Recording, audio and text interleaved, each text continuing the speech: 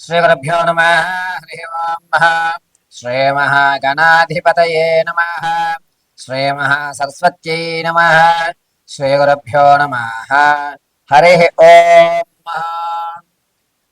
ప్రతి మాసము కూడా గ్రహ సంచారంలో అనేటువంటివి ద్వాదశ రాశుల్లో జరుగుతూ ఉండడం వల్ల మేషం నుంచి మొదలు పెట్టుకుని మీనరాశి వరకు కూడా ఏ ఏ రాశిలో ఏ గ్రహస్థితులు మారడం వల్ల వారికి జరిగేటువంటి ప్రభావం ఏమిటి, ఏ స్థితిగతులు వాళ్ళు మారుతున్నారు, ఆర్థికంగా నిలబడేటువంటి అవకాశం ఏమైనా ఉండబోతుందా, శత్రునాశనం ఏమన్నా జరిగే అవకాశం కానీ, లేదా శత్రువులు మనల్ని ఇబ్బంది పెట్టేటువంటి అవకాశం కానీ అసలు ఏ నెలలో జరుగుతుంది, జరగడానికి ఏ రాశి ప్రభావాల్లో ఏ నక్షత్ర ప్రభావయుక్తంతో ఏ స్థితిలో వాళ్ళు రావడం వల్ల మనలో ఆలోచనలు మారుతున్నాయి అనేటువంటి విషయంలో, పైగా ఈరోజు ఆలోచించేటువంటి విధానం రేపు ఉండదు. ఒక దృఢ సంకల్పం ఈ రోజు తీసుకున్న 4 రోజుల తర్వాత సంకల్ప బలం మారిపోతుంది. ఏం చేస్తాంలే, చూద్దాంలే, అన్నీ ముందే విధి నిర్ణయాలు అయిపోయి ఉంటాయిలే, ఇటువంటి మాటలు ఎందుకు మనం మాట్లాడుతాం? ప్రమాదాలు అనేటువంటి ఈ నెలలోనే ఎందుకు జరుగుతాయి? కొంతమందికి ప్రతి సంవత్సరము కూడా ఏదో ఒక మాసంలో అదే మాసంలో జరుగుతూ ఉంటాయి. అలా ఎందుకు జరుగుతాయి? వీటన్నిటికీ గల కారణాలు ప్రధానంగా ఏమిటంటే నక్షత్ర ప్రభావాల యుక్తంతో రాసులలో నవనాయకుల యొక్క సంచారణ మారడం వల్ల జరగటం అనేటువంటిది జరుగుతుంది.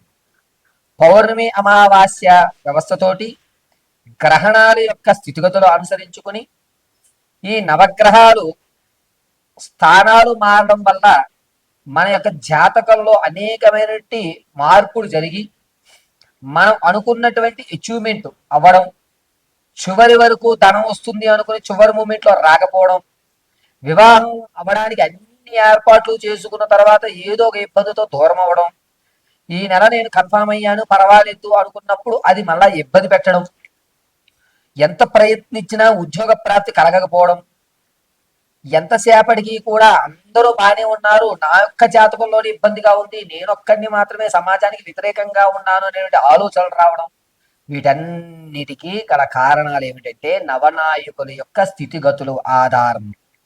ఇప్పుడు మనం మార్చి 15వ తారీఖు నుంచి ఏప్రిల్ 18వ తారీఖు వరకు కూడా రవి స్థానం మారుతూ ఉండడం వల్ల మేషం నుంచి మొదలు పెట్టుకుని మీనరాశి వరకు కూడా ఏ విధమైనటువంటి స్థితిగతులు మారుతున్నాయి అనేటువంటి విషయాన్ని మనం చర్చించుకుంటాం.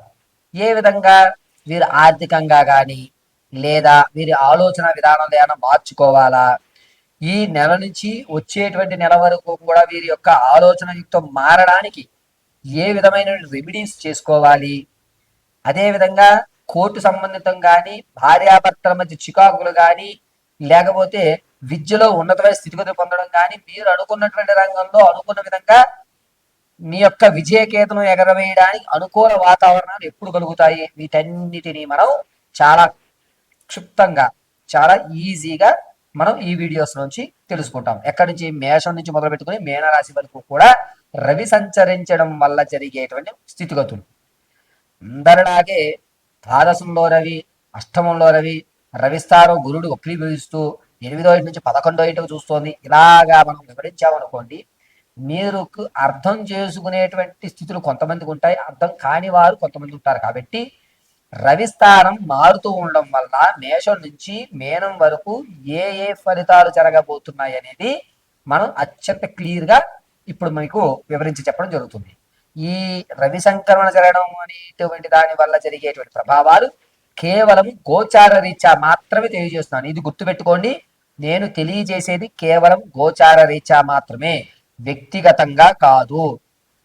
ఈ విషయాన్ని దృష్టిలో పెట్టుకుని చక్కగా నేను చెప్పేటువంటి మేషం నుంచి మీనం వరకు కూడా రానున్న మార్చి 15వ తారీఖు నుంచి ఏప్రిల్ 18వ తారీఖు వరకు జరిగేటువంటి విపత్తులు, దానివల్ల తీసుకోవాల్సిన జాగ్రత్తలు, మనం ఎదరికి వెళ్ళాలంటే ఏ విధంగా ఉండాలి అనేటువంటి మన కఠినమైన నిర్ణయాలు ఇప్పుడు మనం తెలుసుకుందాం.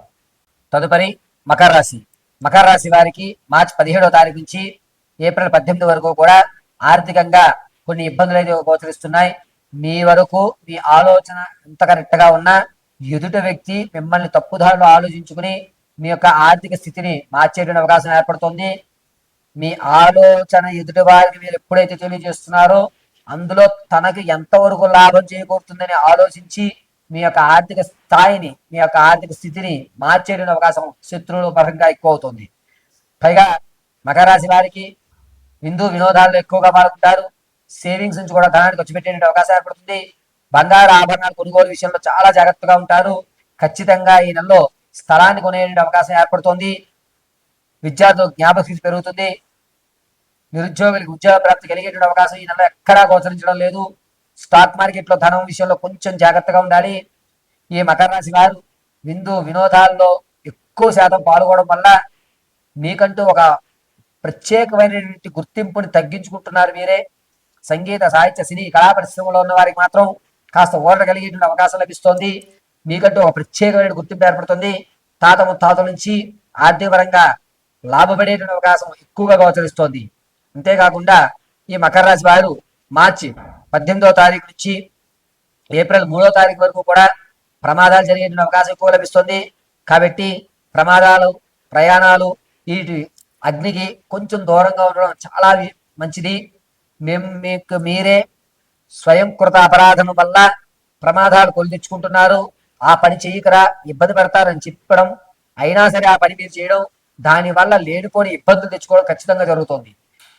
రాజకీయ నాయకులకు మాత్రం కాస్త ఓరడ కలిగిన అవకాశంగా చెప్పవచ్చు. విద్యార్థులకు జ్ఞాపశక్తి పెరిగేటువంటి అవకాశం ఎక్కువగా లభిస్తుంది.